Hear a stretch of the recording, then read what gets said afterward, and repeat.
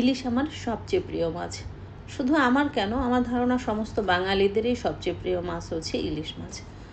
তো আমি গত বছর প্রায় 40-45টা 1.5 কেজি সাইজ প্লাসের ইলিশ কিনে রেখেছিলাম। তো সেগুলো স্বাদ গন্ধ একই রকমই আছে অলমোস্ট।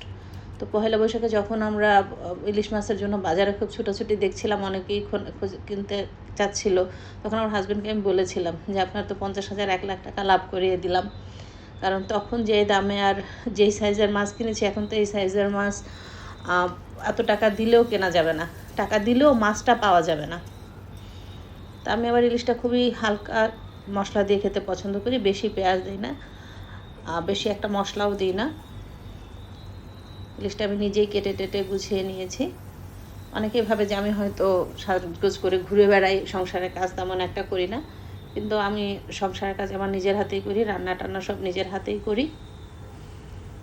ইলিশটা একদমই অল্প পেঁয়াজ, আদা, রসুন, খুবই অল্প হলুদ মরিচ দিয়ে আমি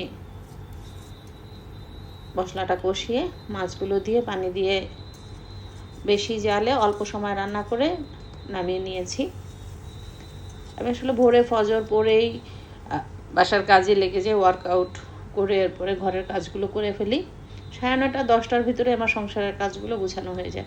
সকাল সকাল উঠলে একটা সারা দিনের একটা লম্বা সময় পাওয়া যায়। মাছগুলো অনেক বড় ছিল এবং দেখেই দেখা যাচ্ছে যে মাছটা ফ্রিজে এতদিন থাকার পরেও খুবই ফ্রেশ একটা লুক দিচ্ছে। আমরা যেহেতু 4 জন, 4 পিস বড় সাইজের মাছই নিয়েছি এবং মাথাটা মাঝখান থেকে কেটে ভাগ করে নিয়েছি, একটা আমার জন্য, একটা আমার হাজব্যান্ডের জন্য। আগে সে মাছের মাথা খেতে পারতো না কাটার জন্য, কিন্তু এখন আমার সাথে থাকতে থাকতে শিখে গিয়েছে, সেও এখন মাছের মাথাটা খেতে পছন্দ করে। আমি খুবই অল্প তেল মশলা দিয়ে এবং কাঁচা মরিচটা দিয়ে মাছটা রান্না করে নিই। আমার বাচ্চারাও ইলিশ পছন্দ করে, কিন্তু মাছ বোধহয় ওদের একটু কমই ভালো লাগে। আপনাদের কার কেমন ধরনের ইলিশ পছন্দ হয় জানাতে পারেন কমেন্ট করে। মাছের কালারটাও ভালো এসেছে। অনেকে হয়তো অনেক মশলা লাল করে পছন্দ করে, কিন্তু আমার আসলে ইলিশ মাছে এত মশলা আমি কখনোই পছন্দ করি না। এরকম হালকা পাতলা একটু ঝোল, হালকা অল্প ভাত দিয়ে খেতে